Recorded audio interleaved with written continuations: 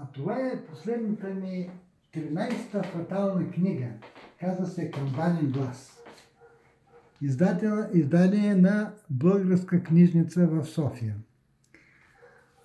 От тази книга какво бих могъл да ви прочета?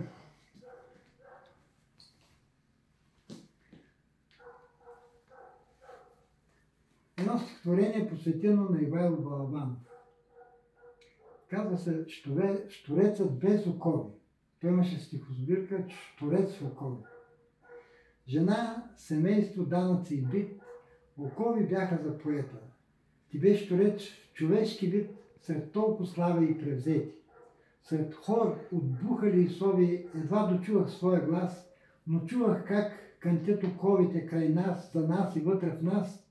Щурец от черен, почернял от мъка, за теб окови вече няма, но там, в космическия пъкъл, премислиш общата ни драма.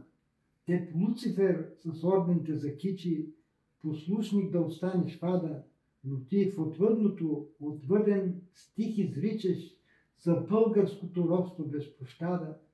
Горчи душата ти от днешните отрови и питаш ни сред тъмните ни нощи: кога ще скършим днешните окови или ще чакаме 5 века още? Въводи се българа.